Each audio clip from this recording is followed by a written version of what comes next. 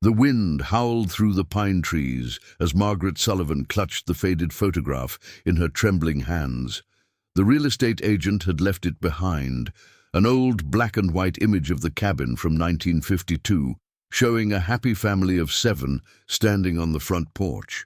What the agent hadn't mentioned was the dark stain on the wooden steps, or why every face in the photograph had been carefully scratched out with something sharp. If you enjoy spine-chilling stories that will keep you awake at night, make sure to subscribe to our channel for more terrifying tales from the shadows. The moving truck disappeared down the winding dirt road, leaving Margaret Sullivan and her 5 children alone with their new home. The October mist clung to the cabin like a shroud, and the ancient pines seemed to lean inward as if trying to hide the structure from the world above. "Mom, this place gives me the creeps," whispered Emma, her 16-year-old daughter, pulling her jacket tighter around her shoulders. Margaret forced a smile, though she felt the same unease settling in her stomach like cold stones. "It's just old, sweetheart. We'll make it feel like home." The cabin squatted in the clearing like a wounded animal. Moss covered its weathered walls, and the windows stared out like hollow eyes. The front porch sagged under the weight of decades, and somewhere in the distance a crow cawed, a harsh, mocking sound that echoed through the trees. "Why did everyone in town look at us funny when we said we were moving here?" asked 12-year-old Tommy, kicking at a pile of rotting leaves. Margaret had wondered the same thing. At the general store, conversations had stopped when she mentioned the address. The elderly clerk had even crossed herself and muttered something about the Hartwell place before hurriedly ringing up their supplies. "People in small towns love their ghost stories," Margaret replied, though her voice lacked conviction. As they unloaded their belongings, Margaret couldn't shake the feeling that they were being watched. The forest seemed too quiet, as if even the wildlife avoided this place. The only sounds were their footsteps on the creaking porch and the distant whisper of wind through dead branches. Inside, the cabin was larger than it appeared from the outside. The main room featured a massive stone fireplace, its hearth blackened by countless fires. The wooden floors groaned under their feet, and dust motes danced in the pale afternoon light, filtering through grimy windows. "Mom, there's a door here!" called out 8-year-old Lucy from the kitchen. "It's locked." Margaret joined her youngest daughter and found a heavy wooden door with an old-fashioned iron lock. A basement, she realized. The real estate agent had mentioned storage space below, though he'd seemed reluctant to discuss it. "We'll explore down there tomorrow," Margaret said, though something about the door made her skin crawl. The wood around the lock was scratched and gouged, as if someone or something had tried desperately to claw their way out. That first night, as Margaret tucked her children into their sleeping bags scattered throughout the main room, she tried to ignore the way the shadows seemed to move in the corners of her vision. The twins, 5-year-old Sarah and Sam, complained that their room felt cold and sad, while 14-year-old Jake insisted he could hear something moving in the walls. "It's just the house settling," Margaret assured them, though she'd heard the sounds too, soft scratching like fingernails against wood. As the children finally drifted off to sleep, Margaret sat by the dying fire, staring at the basement door. In the flickering light, the scratches around the lock seemed deeper, more desperate. She pulled the old photograph from her pocket and studied it again. 7 people had lived here once. A mother, father, and 5 children, just like her family. Just like her family. The fire crackled and popped, sending sparks up the chimney. And for a moment Margaret could have sworn she heard something else, a sound so faint it might have been her imagination. A child's voice, calling from somewhere far below. "Mama! Where are you, Mama?" Margaret's blood turned to ice. She looked around at her sleeping children, counting them in the dim light. Emma, Jake, Tommy, Lucy, and the twins, all accounted for, all fast asleep. So whose child was calling from the basement? Margaret barely slept that first night. Every creak of the old cabin made her heart race, and twice she found herself standing at the basement door, her hand hovering over the iron lock. Each time she forced herself to return to her makeshift bed by the fireplace, telling herself it was just her imagination running wild. But when morning came, she found small, muddy footprints leading from the basement door to the kitchen. Footprints too small to belong to any of her children. "Did any of you go to the kitchen last night?" she asked during breakfast, trying to keep her voice casual. The children shook their heads, focused on their cereal. Only Emma looked up, concern creasing her teenage features. "Mom, you look terrible. Did you sleep at all?" Margaret forced another smile, just adjusting to the new place.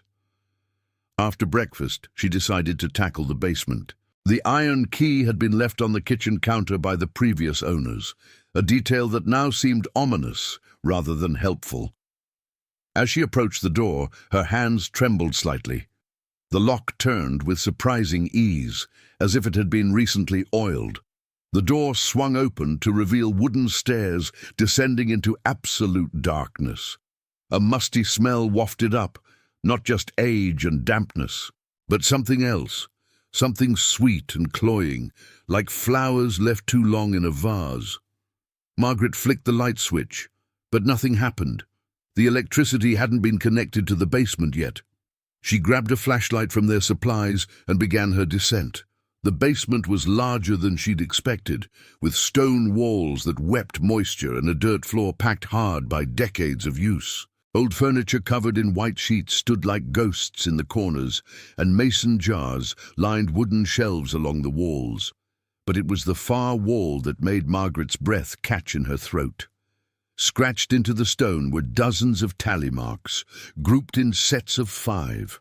Below them, carved in a child's unsteady hand, were names. Emily, age 7 Michael, age 9 Susan, age 5 David, age 12, baby Anne, age 2. Margaret's flashlight beam trembled as she read the names. 5 children, just like hers, and below the names, in fresher scratches that looked almost new, "We're still here, we're waiting."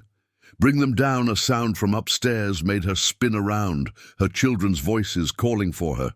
But as she hurried toward the stairs, she heard something else, whispers coming from the shadows behind her. "Don't leave us alone again, Mama. We've been so good, Mama. Why won't you come play with us?" Margaret ran up the stairs, slamming the door behind her and turning the lock with shaking hands. Her children were in the living room, playing a board game, completely unaware of what lay beneath their feet. That afternoon, while the children explored the woods around the cabin, Margaret drove to the town library. The elderly librarian, Mrs. Chen, looked up nervously when Margaret mentioned the cabin's address. "You're living in the Hartwell place?" Mrs. Chen's voice dropped to a whisper. "Dear, you need to know what happened there." The newspaper archives told a story that made Margaret's blood run cold. In November 1952, the Hartwell family had vanished without a trace. Robert and Helen Hartwell and their 5 children had simply disappeared one night, leaving behind a half-eaten dinner and all their belongings. The search had lasted weeks. Police found no signs of struggle, no evidence of foul play. It was as if the family had simply walked into the forest and never returned. The only clue was a series of strange sounds reported by neighbors in the days before the disappearance. Children's voices coming from the basement, even when the Hartwell children were seen playing outside. "Some say they were taken by something in the woods," Mrs. Chen whispered, glancing around the empty library. "Others believe they're still there, trapped somehow. That's why no one's lived in that cabin for more than a few weeks since. Families move in, then leave in the middle of the night, talking about voices and other things." Margaret drove home in a daze, the newspaper clippings clutched in her hands. As she pulled up to the cabin, she saw her children playing on the front porch, their laughter echoing through the trees. For a moment, everything seemed normal. Then she noticed that there were more children than there should be. She counted again, her heart pounding. Emma, Jake, Tommy, Lucy, Sarah, and Sam, 6 children. But there were 7 figures on the porch. Margaret blinked, and suddenly there were only her 5 children again, looking at her with concern. "Mom, are you okay?" Emma called out. "You look like you've seen a ghost." That night, as Margaret tried to sleep, the voices from the basement grew stronger. No longer whispers, they were clear, distinct calls that seemed to echo through the floorboards. "Mama, we're hungry. Mama, it's dark down here. Mama, why won't you answer us?" And then, in a voice that made Margaret's heart stop, "Emma, Jake, Tommy, Lucy, Sarah, Sam, come play with us." The voices knew her children's names. Margaret didn't tell her children about the voices. How could she? But over the next few days, she noticed changes that filled her with growing dread. It started with the twins. 5-year-old Sarah and Sam began talking about their new friends who lived downstairs. When Margaret pressed them for details, they described children who matched the ages of the missing Hartwell family perfectly. "Emily likes to play dolls," Sarah said matter-of-factly during lunch. "She says she's been waiting a really long time for someone to play with." "And Michael knows all the best hiding spots," Sam added. "He showed me where the treasure is buried." Margaret's blood chilled. "Sweetie, you haven't been in the basement. The door is locked." Sam looked at her with the patient expression children reserve for adults who don't understand obvious things. "We don't need the door, Mama. They come up through the floor." That afternoon, Margaret found Lucy sitting in the corner of the kitchen, having an animated conversation with empty air. When asked who she was talking to, Lucy smiled brightly. "Susan, she's teaching me a song. Want to hear it?" Before Margaret could respond, Lucy began to sing in a high, sweet voice. "Ring around the rosy, pocket full of posies, ashes, ashes, we all fall, down below." The melody was wrong, twisted somehow, and the final words sent ice through Margaret's veins. Lucy had never heard that version before. Margaret was certain of it. Even worse were the changes in her older children. Jake, usually skeptical of anything supernatural, began leaving food by the basement door for the hungry kids downstairs. When Margaret confronted him, he looked confused, as if he couldn't remember doing it. Tommy started sleepwalking, something he'd never done before. Margaret would find him standing at the basement door in the middle of the night, his hand on the lock, whispering to someone on the other side. "They want to show me something," he said when she woke him. "Something important. Something about what happened to their family."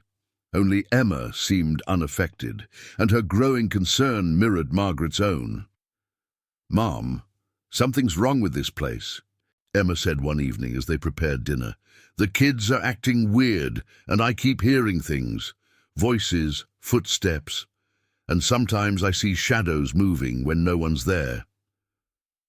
Margaret was about to respond when they heard it, a sound that made them both freeze. From the basement came the unmistakable noise of children playing. Laughter, running footsteps, and voices calling out in some kind of game. But all 5 of Margaret's children were in the living room, visible through the kitchen doorway. "Mom," Emma whispered, her face pale. "Who's down there?" Before Margaret could answer, the basement door began to rattle. The iron lock strained against the wood as something or someone pushed from the other side. The rattling grew more violent, accompanied by desperate scratching sounds. Then, clear as day, they heard a child's voice calling through the door. "Let us out, please, let us out. We've been good, we've been so good." The voice was joined by others, 5 distinct children's voices, all pleading, all desperate. "We want to go home. We want our mama. It's dark down here. Please don't leave us." Margaret grabbed Emma's hand and backed away from the door. The rattling stopped abruptly, leaving only silence. But in that silence, they heard something even more terrifying, the sound of the lock clicking open. The basement door swung wide, revealing nothing but darkness. No children, no voices, just the musty smell of earth and decay wafting up from below. "Mom," Emma breathed, "I think we need to leave.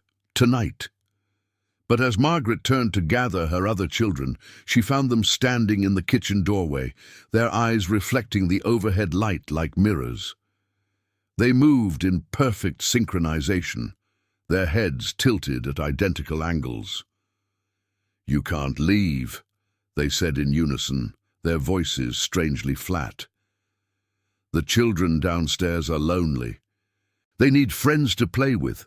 They need a family," added Lucy, though her lips barely moved. "They need us," finished the twins, their small hands clasped together. Margaret's heart hammered against her ribs. These weren't her children, not entirely. Something else was looking out through their eyes, something that had been waiting in the darkness below for 70 years. "Kids," she said carefully, "why don't you go get ready for bed? Emma and I will be right there." They turned and walked away with that same eerie synchronization, leaving Margaret and Emma alone with the open basement door. "We have to get them out of here," Emma whispered. "Whatever's down there, it's getting stronger. It's taking them." Margaret nodded, but as she looked into the basement's yawning darkness, she realized, with growing horror, that it might already be too late. The voices from below had found what they were looking for, a new family to replace the one they'd lost. Margaret didn't sleep that night. She sat in a chair facing the basement door, a baseball bat across her knees, watching for any sign of movement. Emma dozed fitfully beside her, starting awake at every sound. The other children slept too peacefully, too still, arranged in their sleeping bags like dolls positioned by careful hands. As dawn broke through the grimy windows, Margaret made her decision. She had to know what was really in that basement. She had to understand what had happened to the Hartwell family and what was happening to hers. "I'm going down there," she told Emma as her daughter stirred awake. "Mom, no, it's too dangerous. It's more dangerous not to know." Margaret stood, her joints stiff from the sleepless night. "Watch your siblings. If anything happens, anything at all, take them and run to the car." Margaret descended the basement stairs with her flashlight and the old photograph clutched in her free hand. The basement looked different in the morning light filtering down from above. Smaller somehow, more cramped, but the scratched names on the wall seemed deeper, more pronounced. She moved deeper into the basement, past the covered furniture and dusty shelves. In the far corner, her flashlight beam caught something that made her gasp, a section of the dirt floor that looked disturbed, as if it had been recently dug up and hastily covered again. Margaret knelt and began to dig with her hands, the earth coming away easily. Within minutes, her fingers struck something hard, something smooth and white. Bone, small bones, the size that might belong to a child. Margaret's scream died in her throat as she realized what she was looking at. The Hartwell family hadn't disappeared into the forest. They were here beneath the cabin, beneath her feet. All of them. "You found us!" Margaret spun around, her flashlight beam revealing a figure standing at the bottom of the stairs. It was a woman in a 1950s dress, her face pale and drawn, her eyes hollow with decades of grief. "Helen Hartwell," Margaret whispered. The ghost nodded slowly. "I've been waiting so long for someone to find us, to understand. What happened here?" Helen's form flickered like a candle flame in the wind. "My husband, he wasn't well. The isolation, the long winters, they changed him. He became convinced that something was coming for our family, something evil from the woods. He said the only way to keep us safe was to keep us together forever." Margaret's blood turned to ice as understanding dawned. "He killed you, all of you. He thought he was protecting us. He put something in our dinner, something to make us sleep. We woke up down here in the dark, and by then it was too late." Helen's voice broke with ancient sorrow. "He buried us here, then took his own life upstairs, but we couldn't rest, we couldn't leave. Our children, they don't understand why we can't go home." "The voices," Margaret breathed. "Your children have been calling for help all these years." "They're so lonely. They see your children, and they remember what it was like to be alive, to have a mother who loved them. They just want to play, to be part of a family again." Margaret felt tears streaming down her face. "But they're taking my children, changing them." Helen's expression grew desperate. "I've tried to stop them, but I'm not strong enough. The longer they stay here, the more they forget about being alive. They think if your children stay, if they become like us, we can all be a family together." From upstairs came the sound of footsteps, too many footsteps. Margaret's children were awake and they weren't alone. "You have to help me," Margaret pleaded. "Help me save my children." Helen nodded, her form growing brighter, more solid. "There's only one way. You have to give us what we've been denied for 70 years. "What?" "A proper burial. Peace. Let us rest, and we'll let your children go." Margaret raced up the stairs, Helen's spirit following behind her. In the main room, she found her 5 children standing in a circle with 5 other children, translucent figures in 1950s clothing, their faces young and innocent and desperately sad. "Mama," called little Emily Hartwell, reaching out with ghostly hands. "Will you be our mama now? Will you stay with us?" Margaret's children turned to look at her, and she saw that their eyes were no longer entirely their own. The possession was nearly complete. "I can't be your mama," Margaret said gently, kneeling down to Emily's level. "But I can help you find peace. I can help you go home." "We are home," said Michael Hartwell, his voice echoing strangely. "No," Helen said, stepping forward. "This was never our home. Our home is with God, with the light. We've been hiding in the darkness too long." The ghost children looked confused, frightened. They'd been trapped for so long, they'd forgotten there was anywhere else to go. "It's time," Helen told them. "It's time to let go." What happened next would stay with Margaret for the rest of her life. The basement door began to glow with a warm, golden light. The ghost children turned toward it, their faces filled with wonder and recognition. "Mama," Emily whispered, "is that the way home?" "Yes, sweetheart, that's the way home." One by one, the Hartwell children walked toward the light, their forms becoming brighter, more peaceful.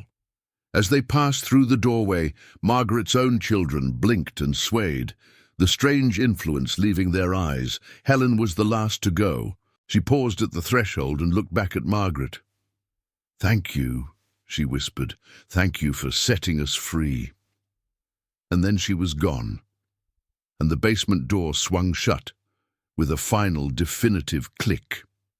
Margaret gathered her children in her arms, all of them confused and disoriented, but unmistakably themselves again. Outside, the morning sun broke through the perpetual mist for the first time since they'd arrived. They left that day, driving away from the cabin without looking back. Margaret called the authorities from town, telling them about the remains in the basement. The Hartwell family was finally given the proper burial they deserved. The cabin was demolished a month later, but sometimes, on quiet nights, Margaret still hears children's voices in her dreams, not calling for help this time, but laughing and playing in a place where the sun always shines and no one is ever lonely again. If this story sent chills down your spine, make sure to like this video and subscribe for more terrifying tales from the shadows. Share your own supernatural experiences in the comments below. We read every single one. And remember, some doors are meant to stay locked, but the stories behind them deserve to be told. Sweet dreams. If you can manage them after this tale, turn on notifications so you never miss our latest horror stories.